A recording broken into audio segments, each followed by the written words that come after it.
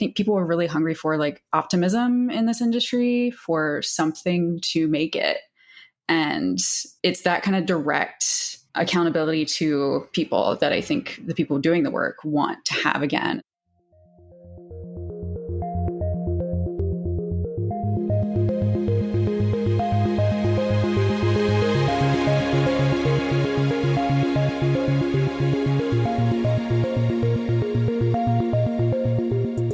Hello and welcome to Tech Won't Save Us. I'm your host, Marx, and this week I have a really exciting conversation for you. It might be a little bit inside baseball, we'll see, but I'm talking to the founders of a new tech media organization that I think you're going to be really excited by and really interested in. You know, if you like this podcast, it's going to be something that will be for you, I think. And so my guests are Jason Koebler, the co-founder of 404 Media and former editor-in-chief of Vice's Motherboard, which was their tech vertical, and Samantha Cole, who is also a co-founder of 404 Media, as well as the author of How Sex Changed the Internet, and she was previously a senior editor at Motherboard.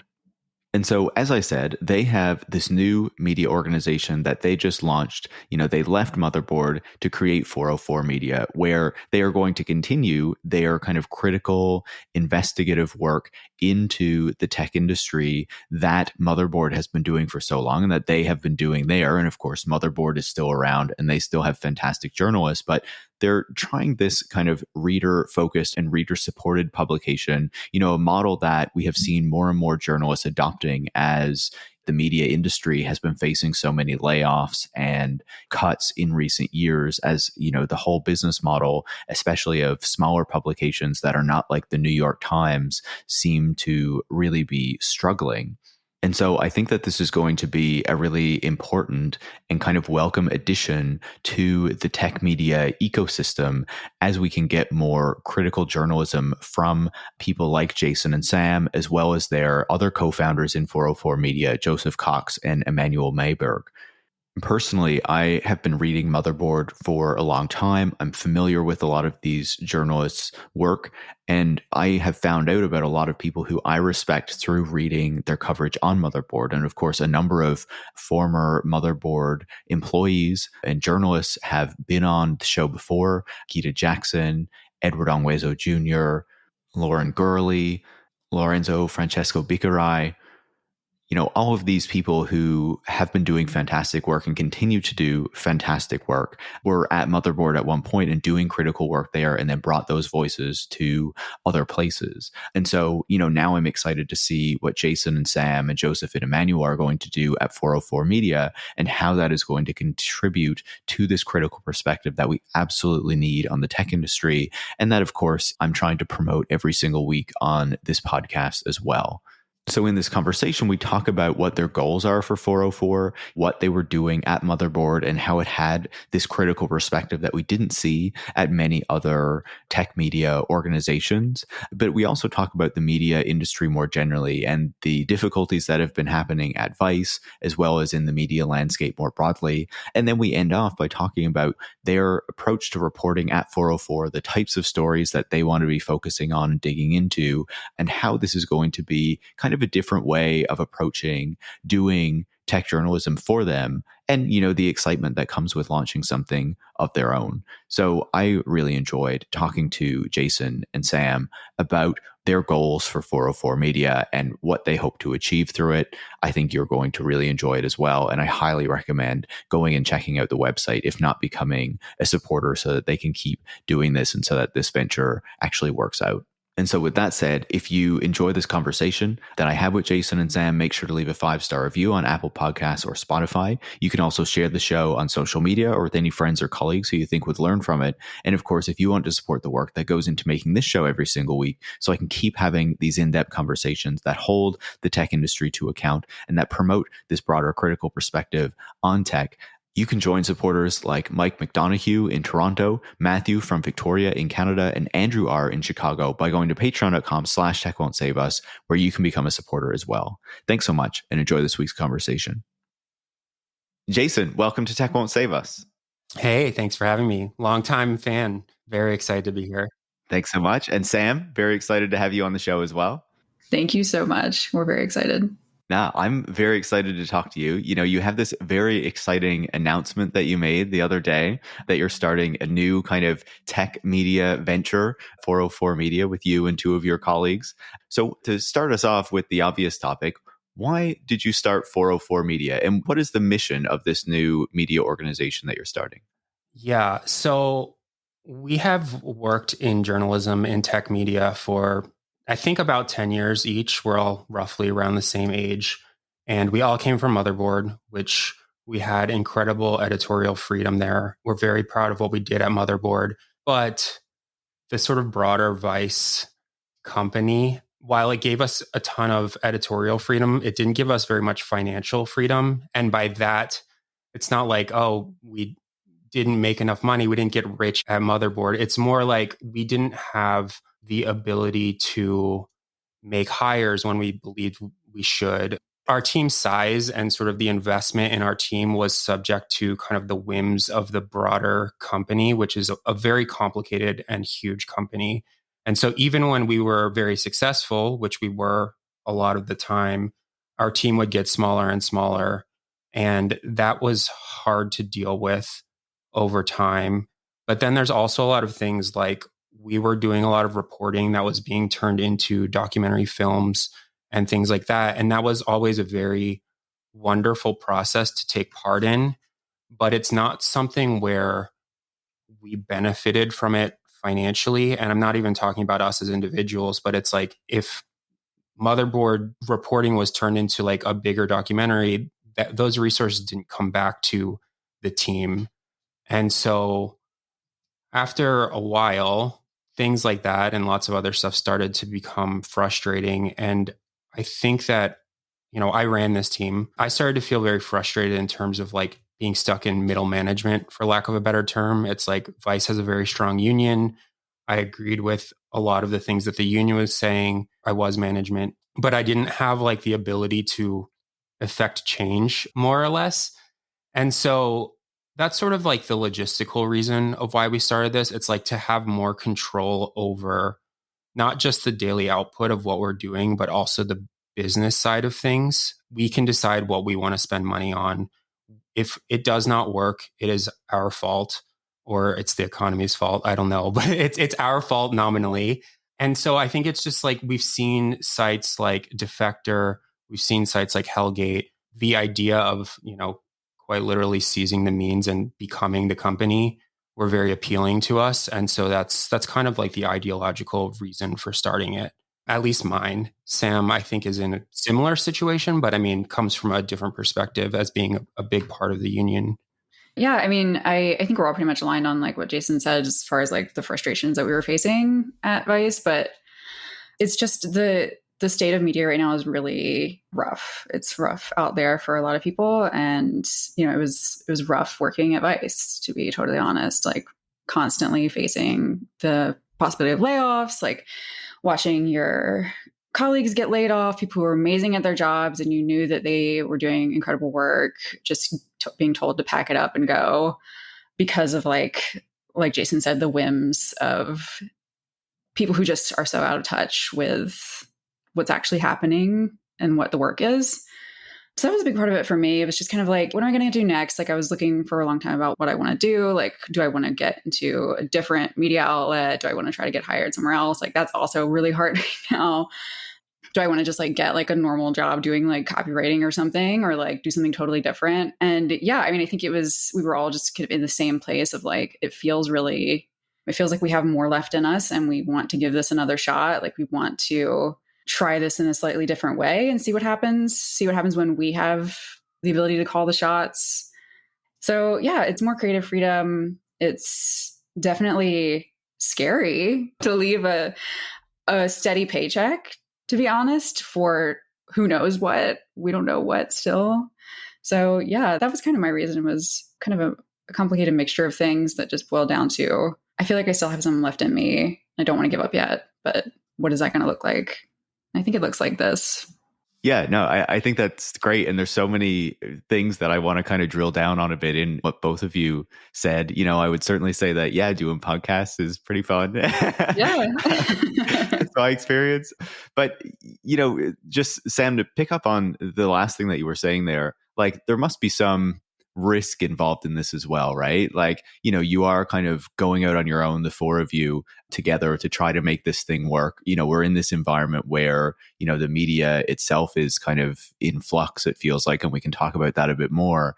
But how do you reflect on that kind of risk of saying, okay, we had these stable jobs at Vice, there were some problems with the conditions that we were under and kind of the expectations of management and stuff, but now we're going to do our own thing. And now we're at kind of the whims of our readers and stuff like that. Like, how are you reflecting on that? I'm still reflecting on it. I'm still processing. I think I had an idea of like what it was going to feel like once it happened. And then it was like, Monday was my last day. And then my email got shut off. And it's like, oh my God, I actually quit my job. What have I done?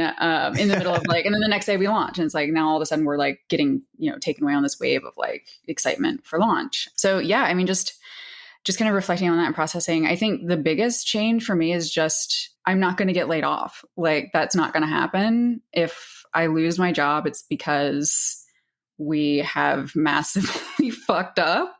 And so far, it's only been 3 days. Obviously, we don't know what's ahead, but like it feels good to have that kind of power in our own hands and say, no one else is going to make the decisions for us, whether or not we keep doing this. Like we're going to keep doing this because we want to keep doing this.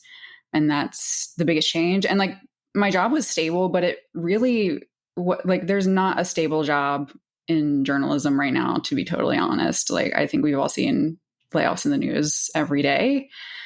And, especially at Vice, it just kind of felt like the ground was crumbling a little bit.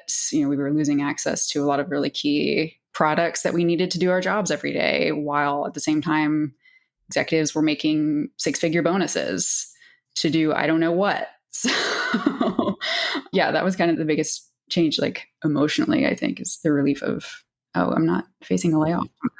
Yeah, I think for me, it was like just the idea of betting on ourselves, knowing that we're doing really good work, that we have, people who respect our work, which we're very thankful for.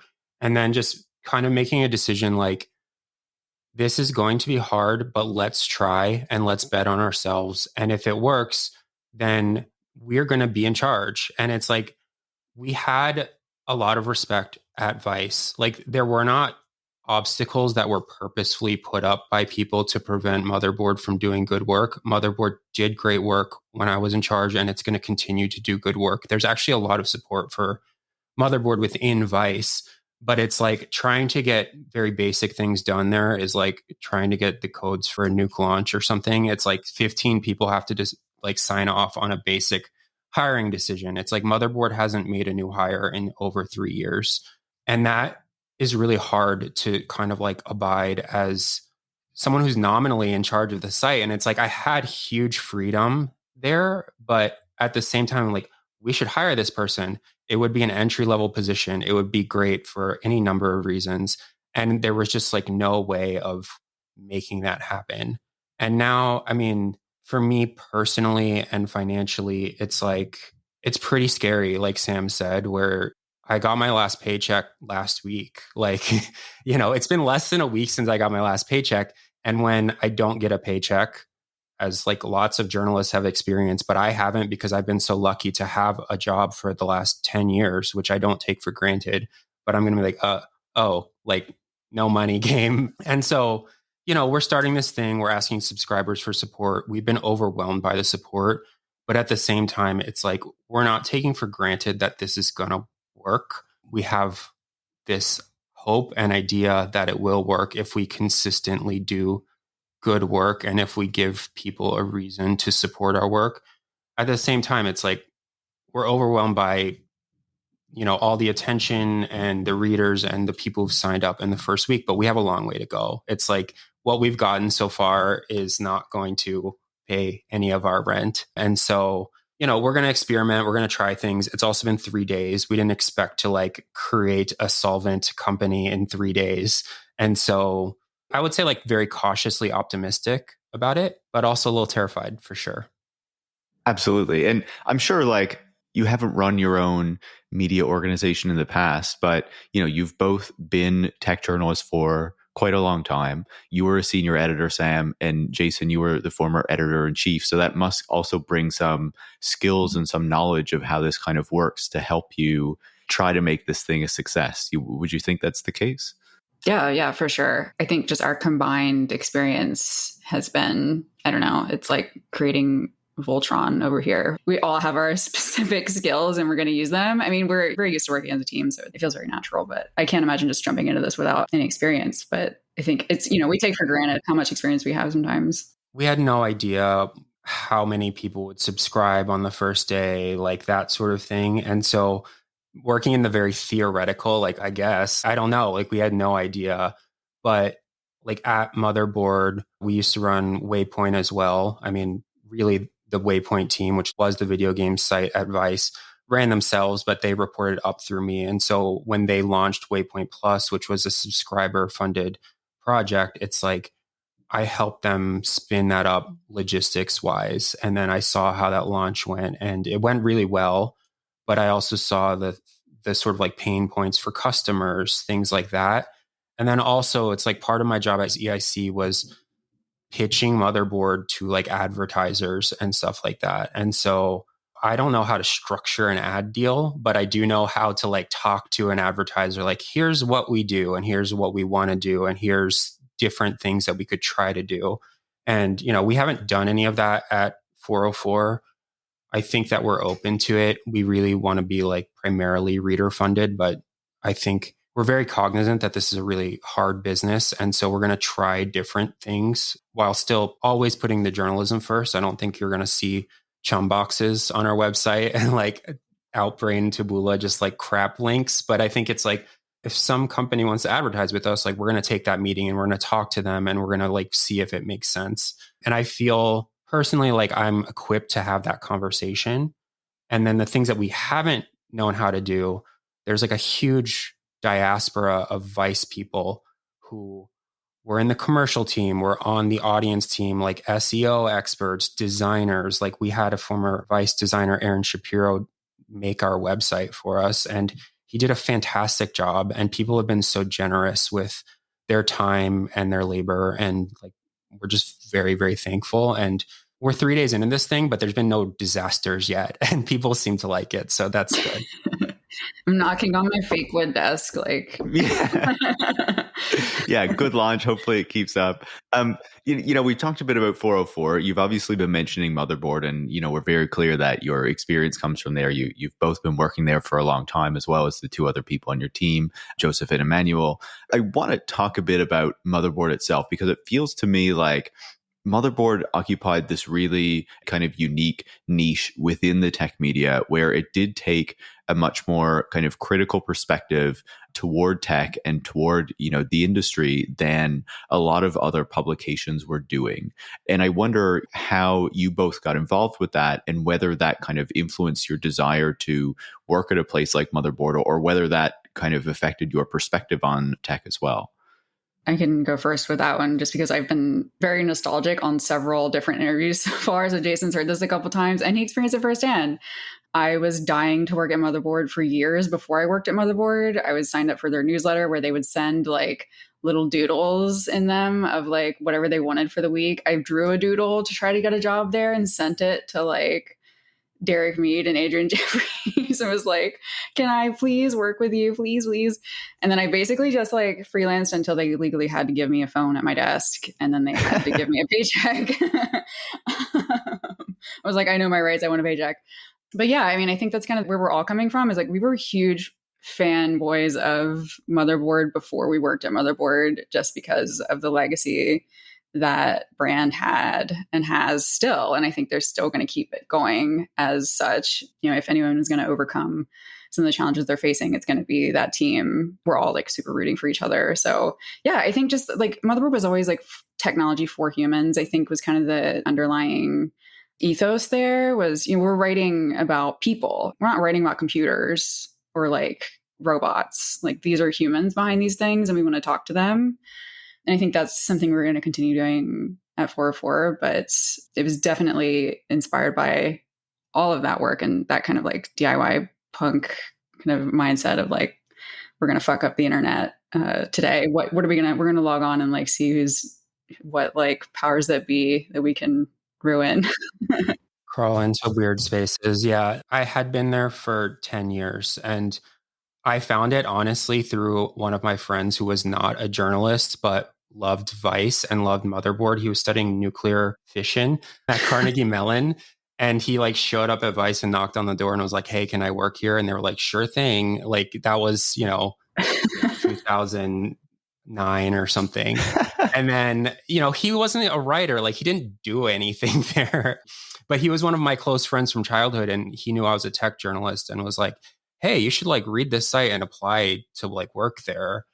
And one day I saw that one of their editors had gotten a job at Gizmodo. So I thought, hey, maybe they need people to write things for them. So I emailed Derek Mead, who was the editor in chief at the time. And I was like, "Hey, I work at US News and World Report. Like, I cannot possibly think of a stuffier publication than US News and World Report." But that's where I was working. And I was writing a lot about piracy and drones in the United States. And those are like kind of motherboardy topics. It was surveillance type stuff. And to be totally honest, like US News and World Report was a right-leaning publication, like center right, whose entire strategy at the time was like, can we get on the Drudge Report? And I had like an editor who was obsessed with this, but Drudge like has this weird soft spot, or did at the time, for just like future type stuff like robots and even at the time AI. So I kept writing articles. Like I would see a scientific study and like write it up and it'd be like, oh, like wasn't right leaning. I've never been right leaning, but he would pick it up and then it'd do like massive traffic or whatever. But just because it got on this page that everyone clicked. And that has nothing to do with why I worked at Motherboard, but that's why I started covering those topics in the first place. And that sort of led me to like write articles about Copimism, which was this piracy religion that, still sort of exists, but I like wrote that and that went like very viral on Reddit. And like, I don't know, I feel like I got sort of like sucked into these communities on the internet that ended up being pretty motherboardy. So anyways, Derek was like, "Yes, you can write for me. Like pitch me a story." So I pitched him a story. And then the next day he's like, "Here's CMS Access," which is crazy. CMS Access is like the back end that allows you to publish articles on the website. And to give that to a freelancer who had written one article is like, I could have deleted Vice's website. That's like the fear of sort of giving those sorts of things. Or I could have published something libelous or crazy. I never did that for obvious reasons, but it's just like, that would never happen today, like at any publication. And then I don't know, from there, I just like started writing. And I was really inspired by Motherboard and the people who worked there. And I think the thing that was so inspiring about them is that they did not use or like technology. Like they weren't like gadget freaks. And this was during an age where there was like lots of gadget freaks. It was like a lot of the tech blogs were covering, here's the new iPhone, here's the new iOS update. And oh my God, like the camera has 1 extra megapixel this year. And it's like, they wouldn't even cover the iPhone launch. And if they did, it would be like, now the iPhone is encrypted. Here's what it means for your privacy, that sort of thing. So Motherboard has always cared about how humans impact technology and how technology impacts humans, and especially like marginalized communities. And that was very inspiring, like from day one. I was really just like proud of that mission. And I think that's why Motherboard always sort of like, and will continue to keep its focus, is because it's always put that at the center of what it does. I think that makes a lot of sense, right? And I think that a lot of listeners of the podcast will be familiar with Motherboard and the work that you were doing there, because it was such a bright spot within tech media for people who do want a more critical perspective on the industry and technology and whatnot, right? And it was always a place to go to for that kind of reporting and that kind of a perspective that you might not get as much of or any of if you're visiting other kind of tech-focused publications. I wonder, like, having that experience at Motherboard, which has this very kind of distinct perspective on technology in the tech industry, how does that make you reflect on the broader tech media and how it approaches tech and the tech industry and, these kind of billionaires and stuff like that? Maybe this is totally egotistical, but I think what I liked about Motherboard before I was even hired and what they were doing before I was there, and then what we kept doing while I was there, was influential on the rest of tech media. It was like, here's like a bunch of like as close to Luddites as you could get doing like tech journalism. And that's what people resonate with. And that's what people want to hear at a time when it was, like Jason said, like a lot of like gadget blogging, a lot of really cool smaller outlets doing like similar, more critical, more cynical even blogging. But the big successful ones were mostly writing glowing profiles of executives and things like that. And it was just kind of like, what's going on? So I think the tech journalism landscape has changed, and it has become more critical of those systems and those companies that are ruling the world and running everything, that are mostly tech companies.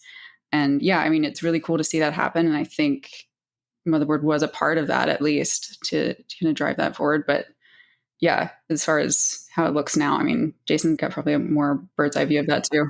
Yeah, I mean, I do agree with Sam. And this is like, I'm sorry, but I'm going to brag about Motherboard for a minute. Please but, do.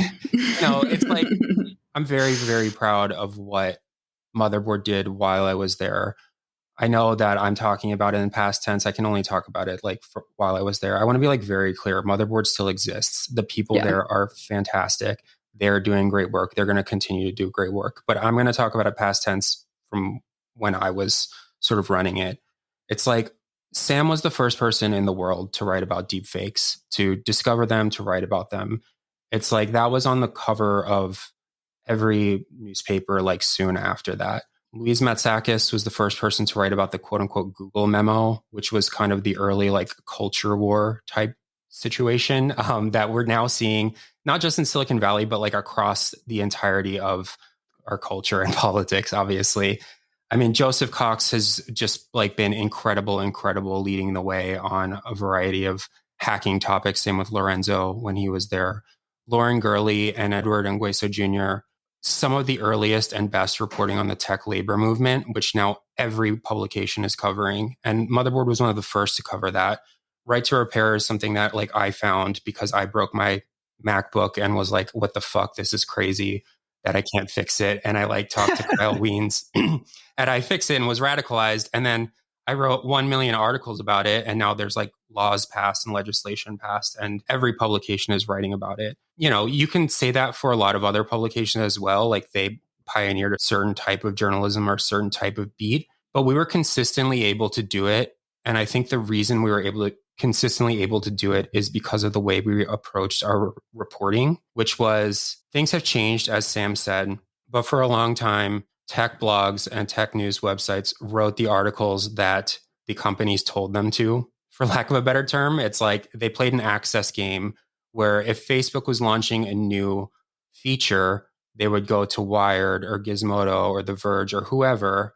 And I like all these publications. They all do good work, but I'm saying this is how it works. It's like they go to a specific publication. They say, hey, do you want the exclusive on this thing? You can talk to our executives. You have to publish it at this specific time. And then they do it. And the way it also works is if you piss those companies off, you don't get those exclusives. And the way it also works on top of that is even if you have like a young reporter who wants to write a bunch of negative stories about a company, let's say there's someone who's been there for a long time who has a really good relationship with like the PR people at Apple or something. If you are a junior reporter and you write something negative, like maybe that senior reporter is like, yo, you fucked up my relationship with this company. And so it's not always like so direct as like Apple is mad at you. It might be that someone at your own publication is mad that you wrote something that their contact might interpret as being negative, and therefore that would make it harder for them to do their job.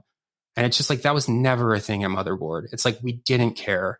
Did not care what Facebook was launching, did not care what Apple was launching, did not care what Google or Tesla or Elon Musk or whatever. And it's like, we can get into what we did care about, but we never played that access game. We always cared more about how these products were impacting communities and workers and the people who were using them. And that's where we got all our stories from, by talking to like people who were low. I mean, I use this not with any sort of like morality or anything, but like entry level workers and sort of like blue collar workers at tech companies and stuff like that, who are saying like, this surveillance program Amazon just like rolled out is really affecting us as a delivery driver. Like, here's the document they sent us. And in that way, you can get these exclusives about these big companies, but you don't have to be handed them by Jeff Bezos. Yeah, and I'm sure Jeff Bezos is going to hand you a very different story than those entry level and blue collar workers, right? I think that's really fascinating because I think that's one thing that, as we talk about the role that tech media plays and kind of the perspective of it, the influence of access, I feel like is something that's getting more and more attention recently, right? Because, if you write something negative about Apple, then your journalist won't be invited to the big keynote or whatever. And it's the same with the other companies, right? You'll get cut off from that access to these executives, to these events that are perceived as being important, because one of the key aspects of that coverage is to say, look at the new product, look at the new feature, this is what it's going to mean for you. This is how it's going to be so great that, as you say, your camera has one more megapixel or whatever.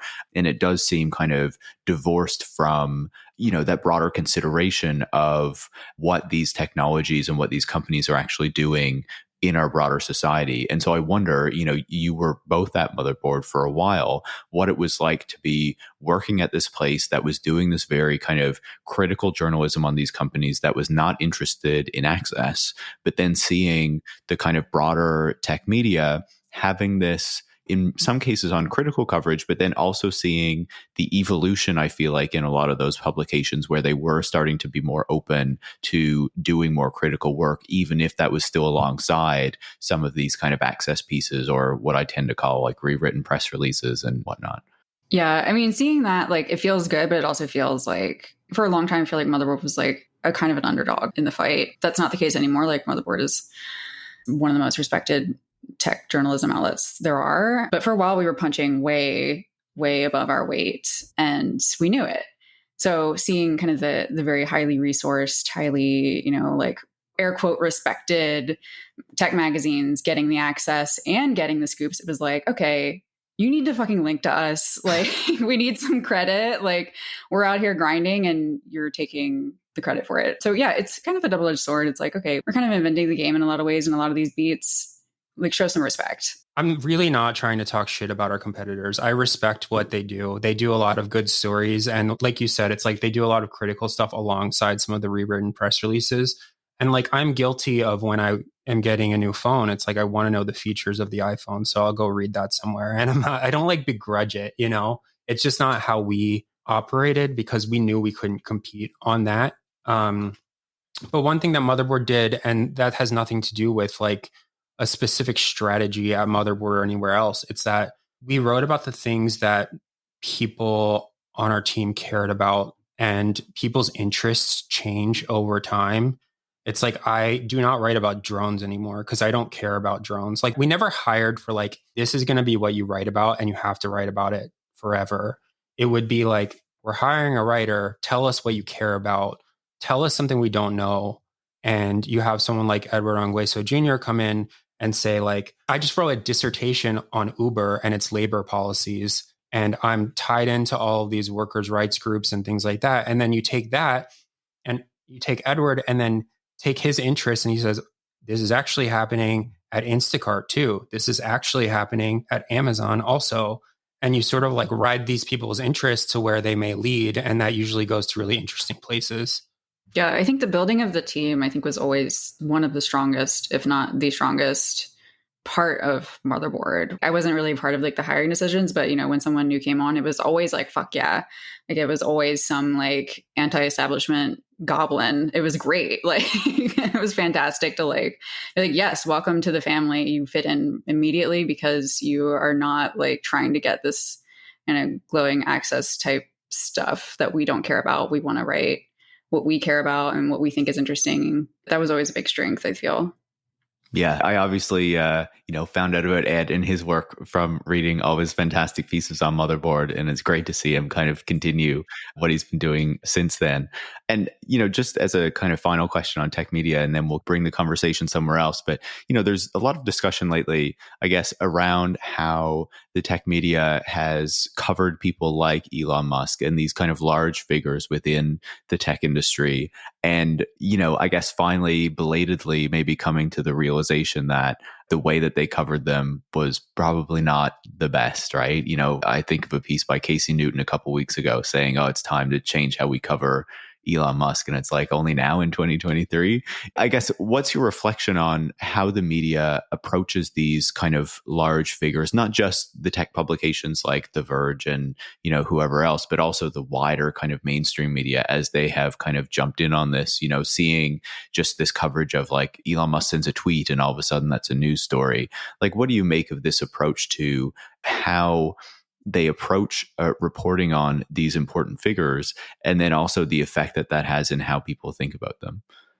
I think that's a really great question. And it's kind of hard to say for the reason of like a lot of tech, like Silicon Valley, VCs, et cetera, have turned on the woke mobs of the media, the quote unquote, like woke, like, oh, they're coming after us. They're anti-tech, they're anti-everything. And I think that happened because there was this very conscious decision, not like there was some evil meeting where everyone was like, we got to change, but like there was a tide shift where it's like all these companies are doing like workers abuses, and a lot of these big VCs are funding really scary things. And the guy who made Oculus is now making AI drone border stuff with DHS. Yeah.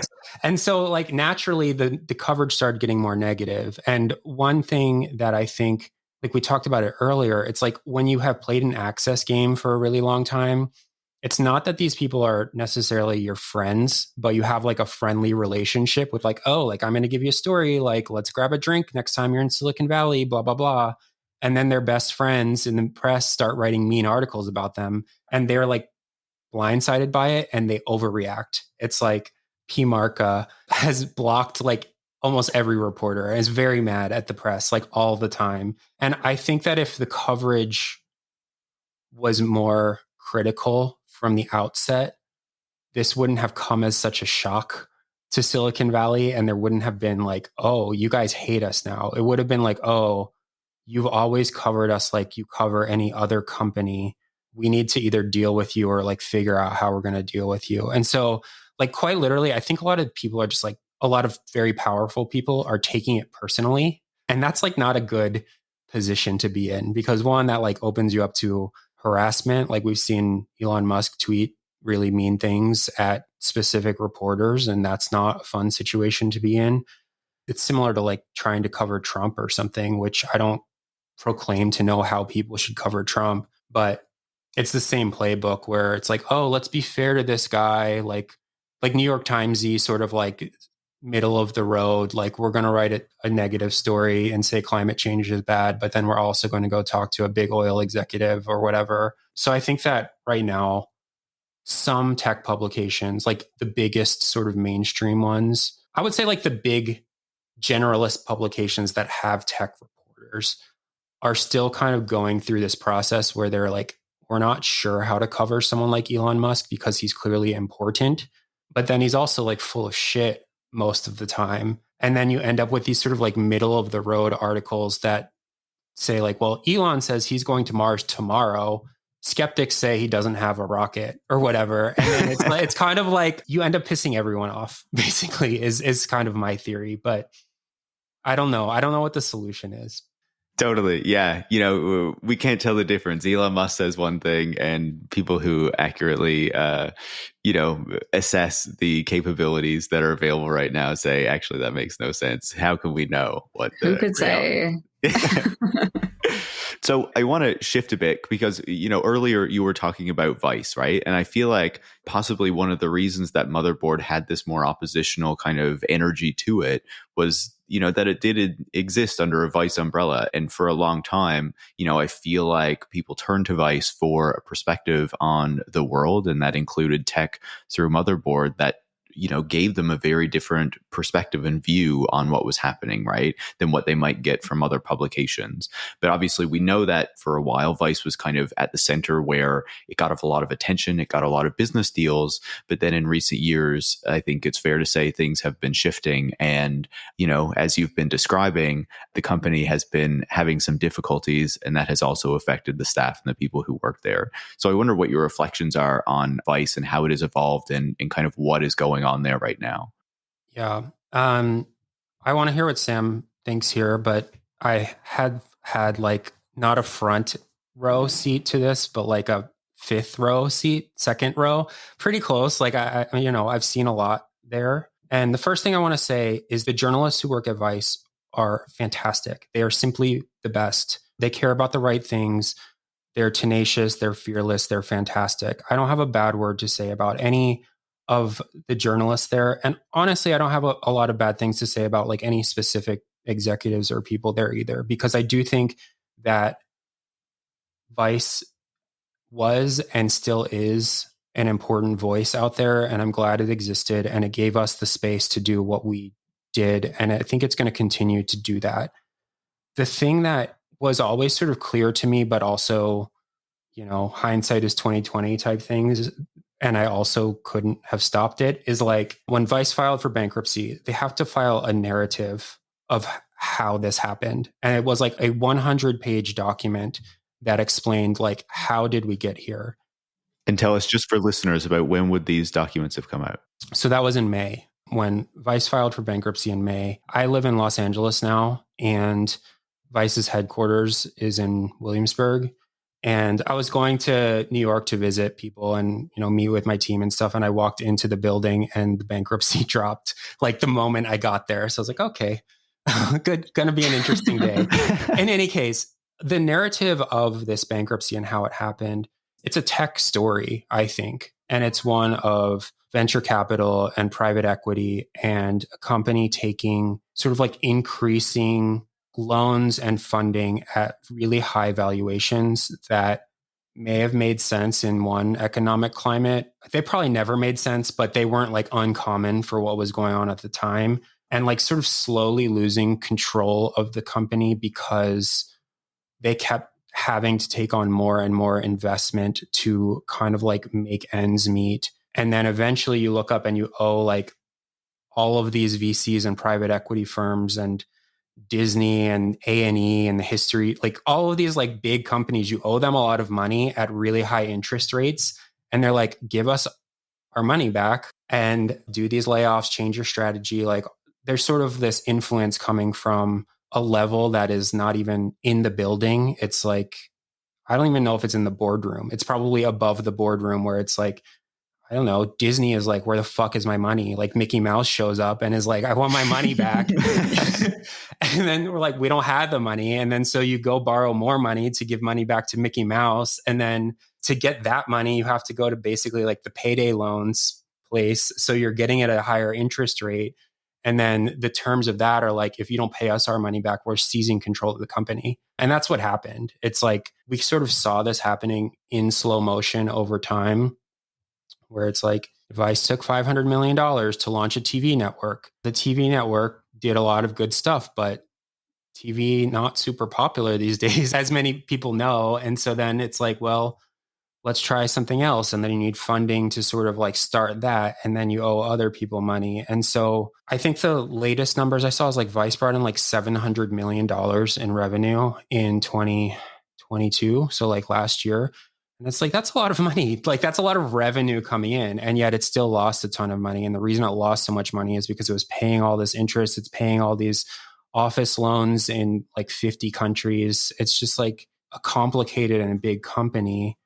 And it's a shame. It's a tragedy. And it's really sad because there's so much good work that has happened there. And it's none of the journalists' fault. And to a large extent, it's not even the fault of these executives who have been making a lot of money. It's the fault of like a million decisions over the course of like 20 years that eventually came due. And it's like, fuck you, give us our money back. We can't. Okay, we're bankrupt. Okay, don't know what to do now. That's my perspective on it. And that's all like kind of public in this very long document that was interesting to me as an employee, but probably not that interesting to the masses. I think what you're describing there with, a company that is doing like good work, that has some sort of a business model, as you say, brought in $700 million in revenue, but because of just the way that the financing worked and because of like the business deals and because of involvement with private equity and all this stuff, like it just doesn't work out because the amount of money you're expected to make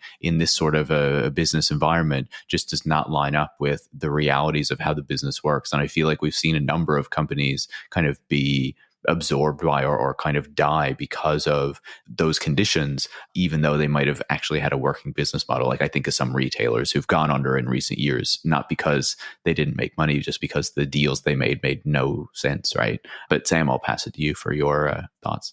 Yeah, I mean, I have a different perspective on it, but it's not a disagreeing perspective. It's like the other side of the coin. It's like Jason and Emmanuel were very good at shielding the people doing the writing and the reporting from the craziness of the finances. Like they were looking at things that we never saw because they didn't want that to affect the work. And it probably would have affected the work. It would have freaked people out and made us more, careful and try to be safe and, things like that. It's very hard when you're worried about, your company folding and, where's the money coming from? It's like, mom and dad don't want you to know. Everything is fine was kind of the vibe. And I think that was really good. And that was exactly the right call. So my perspective on it is more from being in the union, being on the labor committee, the leadership committee on the union for about a year or so, maybe a little less, and then in the union the whole time. And that was hard work and also the most fulfilling work, probably the work that kept me going at Vice some days, having, people to not just like commiserate with, because that's always, there's no shortage of that in journalism, but, people to say, okay, can we change something, even just something small within this company? Can we get like a bike rack on the roof so people can not get their bikes stolen, which happened. Like, it's like very minor wins kind of keep you going a lot of the times at these places. And then it was the really big ones, like the contract that they won in, I'm going to fuck up the year and Emmanuel's going to kill me. But like, it was like 2016 or 17 was like the contract that would have affected me when I first got hired. And it changed my life. The raise that I got from the union contract and the raise that so many people got from that, like, lifted them up so that they could keep going in journalism. It was a very direct thing that happened and that the union did. So there was that side of it. And then there was also like, it exposed you to a lot of, I don't want to say total indifference, but a lot of it was indifference coming from the company side of things. It was like, we want to help you, but we're in HR, we're the lawyers. Like we work for the company and like, we're going to negotiate and make this go the way that we want to go. And you're going to have to fight us for it. And it was that kind of perspective that was toward the end. It was like, okay, now that we see some of these like huge bonuses, we see where the company is spending the money. We see it's a very complicated company that is spending all kinds of money in all kinds of ways that aren't the work. And we're begging for like severance payouts that people are contractually owed. And it's like, what's going on? Something has really gone off the rails. And I mean, that's work that the union is still doing. Like I helped start the GoFundMe that was for people whose severances were delayed. And that was a huge response to that. People really love Vice's journalists. I will say that. And they wanted to see them get the money that they were owed. So it was a huge response to the GoFundMe. And that's reopened now so people can go donate more to that because the money is still not coming through. And I think that's public knowledge. But the stuff that's going on at Vice it's happening at a level, like Jason said, it's like above even the board's control. It's like, we don't know who to talk to in the union. It's like the Wizard of Oz. It's like, we don't know who's behind the curtain anymore.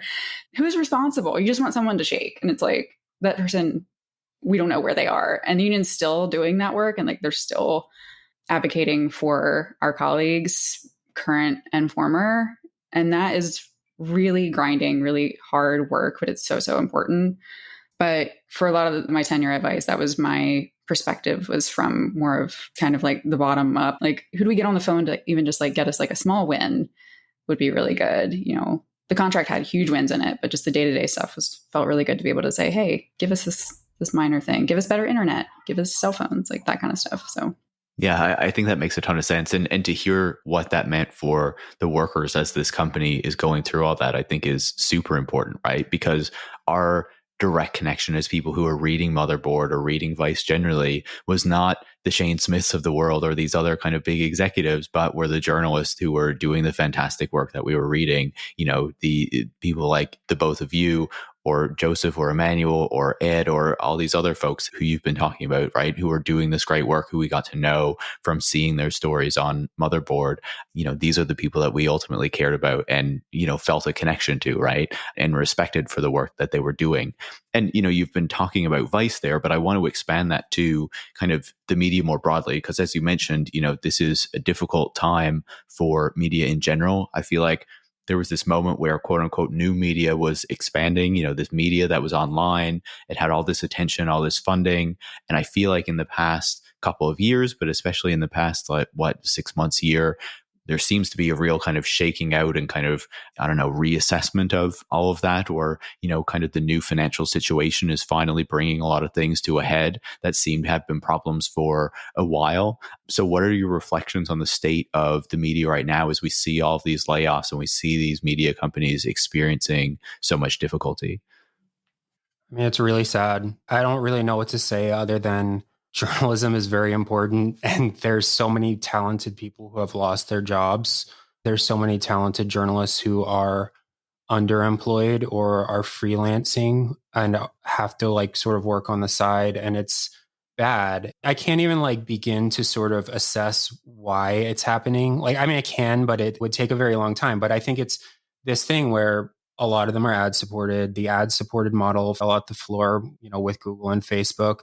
But then also we're now seeing the ad market sort of further erode because of higher interest rates. And a lot of these companies were able to keep themselves afloat because of such low interest rates and were able to sort of borrow money to make ends meet. And that's not tenable anymore. We were maybe going to get there, but I do want to talk about 404 Media and why we're doing it this way, because I think it's very related. It's we've been talking a lot about Vice and Motherboard and the sins of Vice, and I could talk about it all day. I like it, but I think for us, it's we want to talk about Vice and Motherboard this week because a lot of people care about it, but we definitely want to have our own identity, prove that this new thing is worth paying attention to, is worth reading, is worth subscribing to, etc. And I think from a business perspective, it's we started looking at how many people were reading Motherboard every month, and it's millions and millions and millions of people. And that's good for Vice. And we made what I would consider to be good money there. I didn't feel underpaid. I think that the union did a very good job at making sure that our staff made good money. I think everyone deserves more, but it was okay. And then you start being okay, how many of these millions of people need to actually subscribe for me to be able to pay my rent and then for us to be able to hire someone? And it's not that many. It's, a few thousand essentially. And then if you can get more than a few thousand, then you can start to hire other journalists and we can start to grow. And we want to be very sustainable and very responsible and not overextend ourselves and not put us in a position where we hired someone and then there's not money for that person and we have to lay them off. It's that is the reason why 404 Media is for people and not more. It's because when you start adding people, the numbers start getting very scary in terms of how many subscribers you need in order to make ends meet. All of that said, it's Vice brought in $700 million last year. We don't need $700 million. We need not even $1 million. And so it's if we can convert a small percentage of the people that we know care about this work into paying subscribers and then supplement it with ads, or if we do really good work, sell that as a documentary or something like that. It's we suddenly are in total control of our company and we're able to make an honest living. And I think that's what we want to do. We're very confident about the journalism side of things because we've been doing it for a long time. And we're confident that people will read our articles and be this is good shit.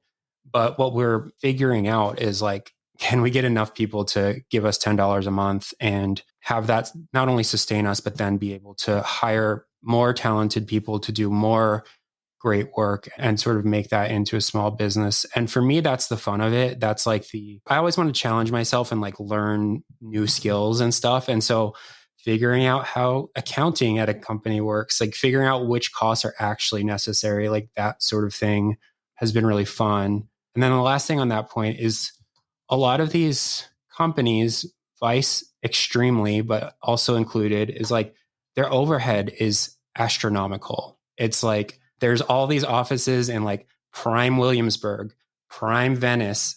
It's like these buildings are worth millions and millions of dollars. They're pretty much empty because people have been working remote for a long time. It's like Vice paid all these consultants. There's just all of this overhead that is not needed. It's like Vice has a custom CMS that is not good. And they're underpaid, certainly, but there's programmers who have to keep that up and so on and so forth. And it's like we're using Ghost, which is an open source CMS that it's costing us like $80 a month to like have the site up. And that will scale if we get more subscribers, but it's extremely reasonable and it's extremely like off the shelf. It just works. And that's just to say that the cost of like actually spinning something up has come down to the point where we each put in $1,000 and we didn't spend all of it to do sort of like all of the things needed to just like get a business and a website up off the ground. And that's really cool. And I know that there's a lot of other people who have done things like that, but I'm hopeful that, you know, this sort of like lower barrier to entry will make it so that you don't have this like built-in crazy overhead costs needed just to publish blogs on the internet, you know? Yeah, it's all part of what you just asked. It's like, what is going on in the landscape right now? And it's like what you're seeing, what the most exciting thing you're seeing is these independent media companies, you know, born out of frustration with the old way. And I think we're a big part of that too. And we are following in the footsteps of a lot of these folks. We're not doing the same exact thing as anyone out there, and they're not doing the same thing as us. But like, there is this need and this like hunger for like something to work. People are rooting for these things to work. And that means they're giving their money for these things to work. And that's like not a small thing. You know, how many like paywalls do I click by a day of like giant media corporations and getting around them, you know, and then, but I'm paying for like several independent media companies to stay up to date on what they're doing. I think people are really hungry for like optimism in this industry, for something to make it. And it's that kind of direct accountability to people that I think the people doing the work want to have again. It's like we want to have a community of readers that we interact with more often. And we want to only be responsible for like what they want to read. It's like we're going to put out things that people tell us are important to them. It's a very direct line in that way. And yeah, getting rid of a lot of that overhead, getting rid of a lot of that kind of like trimming all of that down to just let's do some cool blogs and like put out some cool FOIA reporting, you know, show some cool documents that the government didn't want you to see, I think is a huge part of that. Yeah, I think that's why we're here, basically, is the state of everything right now. Yeah, Joseph is keeping us very honest. There's been a few like software things where it's like, do we really need to spend $60 on this thing that will enable us to record a podcast and do social videos and all of this other stuff? And he's like, I don't know, man. And I'm like, I think we need it, Joseph. I think we need it. It's good because despite everything I've said, I'm like, oh, like maybe I should get a new computer. And then I'm like, I'll wait until see if things work. But yeah. Yeah. Yeah, definitely understand that impulse, right? Everyone likes a new computer every now and then. But I think it's great to hear what you're saying. And like when you talked about the overhead that these kind of large companies like a Vice has, it just brought to mind, and obviously we're talking about a very different scale and whatnot. But, you know, when you think about Uber and Hubert Horan, you know, the critic of Uber has written about this, how it presented itself as this more efficient model, but actually has this massive overhead, these expensive programmers, you know, all these massive headquarters, whereas your like little taxi operation has this fleet of vehicles that it manages, that it can insure together. It's much more of an efficient operation than this kind of massive conglomerate that's trying to be globally relevant. And so, you know, to have you describe what you're doing at 404 and how it works and, you know, how you're hoping readers are going to support you, I think a good way to end off this conversation is really to ask about your focus, right? In, you know, the essay that you wrote kind of introducing 404 to the world, you wrote about how you're focused on ground up reporting and what that's going to mean for the way that you approach these stories that you're doing. So can you talk to us a bit about that approach that you're taking to journalism and the kind of topics that you want to be digging into? Yeah, I think that this is something that we've each kind of mastered over the last few years, and it's ever shifting. but it's really about embedding in communities that we find either on the internet or in real life that we feel are important and that have something to say, and then staying there, which is just to say, we don't want to parachute into a world, write about it once, and then disappear. I think that's how you tell a story that is both inaccurate and upset the community that you're writing about. It's similar to like travel journalism, where you don't want to parachute into a country, spend 3 days there, and then write a huge essay about all of the problems with Cambodia or whatever. Like that used to be a type of journalism that was very common and has fallen out of style, although it still exists. And so we want to be that, but for the internet. I'll let Sam talk about what she covers, but I think it's a perfect example with porn and sex work and AI and that sort of thing. So maybe Sam, talk about your approach to reporting.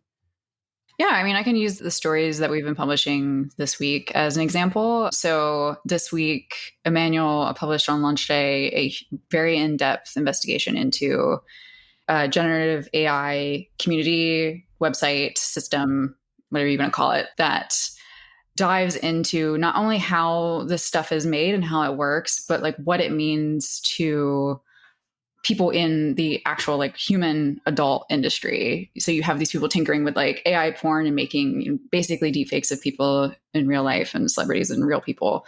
And then you have actual like adult performers saying, this is crazy, scary, it's not okay. My images were scraped from Reddit. Like it's, I'm in a database now that I don't know about. I didn't know about until you emailed me about it. That sort of thing. And then after that, I published a story about how people are making, really wild horror porn, basically. And a lot of it is very weird and twisted and disturbing. And some of it is actually very interesting and intriguing. And, talking to like sociologists and porn scholars and actually talking to a pornographer who's been in the game for 30 years and who has seen a lot of these changes about what this means. So, and, we also are like in the Discord where it's happening and we're talking to the people who are making it.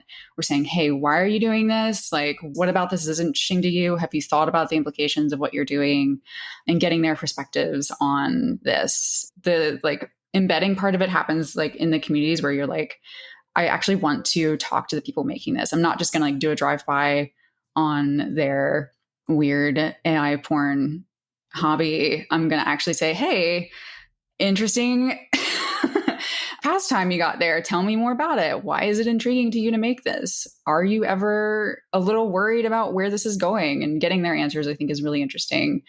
So it's continuing on a legacy that we've been doing for a really long time of, we were the first people to cover deepfakes, of course. And then, we were among the first to actually treat in a really more mainstream way sites like Pornhub as important as like Facebook or Google, treating it like a tech company because it is a tech company, treating the industry like the multi-billion-dollar like revenue generating industry that it is, and talking to the people who are actually facing the challenges within that, not just like the PR person at Pornhub who's sending me cute graphs about what people are Googling during the Super Bowl, which is what a lot of the reporting looked like before, we started actually doing some different stuff. So yeah, I think that's an example of just like what that's going to look like into the future too. We're not going to be just a porn site, to be clear. No, we're not. Yeah. Unfortunately. Yeah, unfortunately. I can speak for myself, and it's like I have a lot of different interests and I love like going down rabbit holes, etc. But I think right to repair is a good one for me to talk about. I've been covering the right to repair movement for a really long time. It's this idea that if you buy something, you should be able to fix it, and companies should not be able to monopolize repair and prevent people, like put artificial blocks to people repairing the things that they bought. And this is a very popular idea among consumers. It's like there was a bill in Massachusetts a few years ago about car right to repair, and it passed something like 75% to 25%. Quite literally, when I say like ground up reporting, it's like I'm talking to repair people who are opening up iPhones and being like, there's a defect in here. Like they're looking at it under a microscope. I'm talking to those people. And then, you kind of like write about that issue and then publish an article about it. And then consumers say, oh, I didn't know why my touchscreen suddenly stopped working. Turns out I have this issue. And when I took it to the Apple store, they said my warranty was void and it wasn't a problem. And you start writing those stories kind of like over and over again. One of my first articles was about this thing called condensation death in AirPods Max, which are $550 over-the-ear headphones.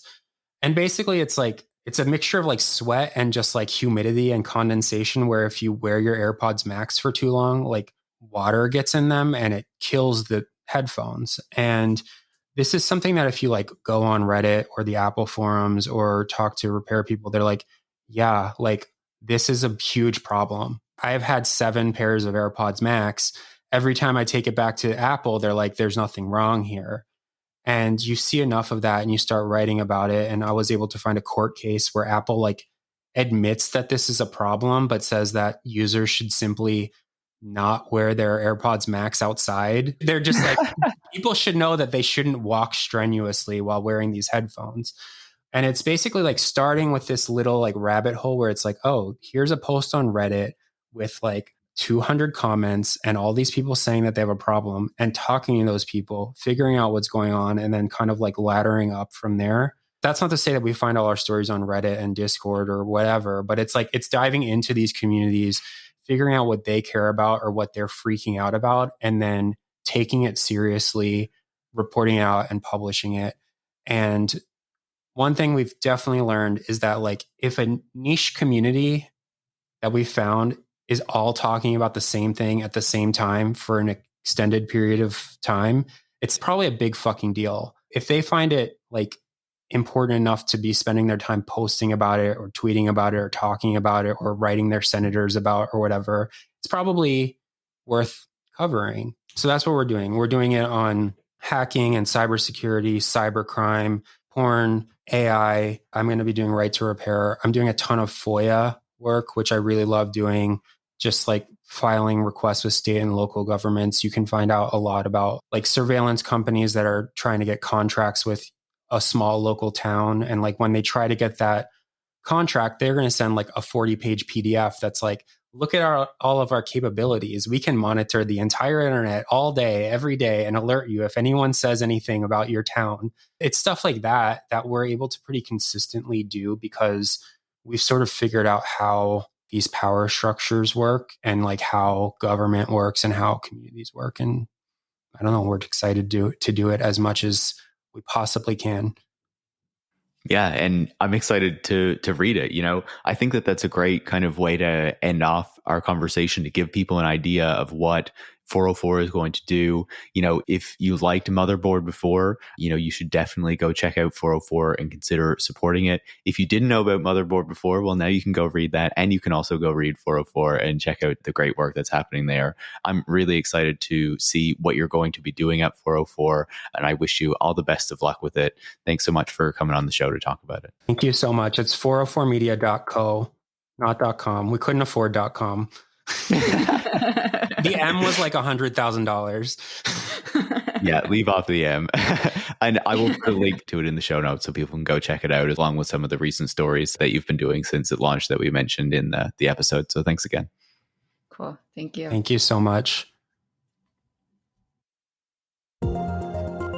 Jason Koebler and Samantha Cole are co-founders of 404 Media, and Samantha is the author of How Sex Changed the Internet. If you want to find out more about 404 Media and support their work, you can go to 404media.co. Tech Won't Save Us is produced by Eric Wickham and is part of the Harbinger Media Network. And if you want to support the work that goes into making the show every week, so we can keep having these critical conversations, you can go to patreon.com/techwon'tsaveus and become a supporter. Thanks for listening.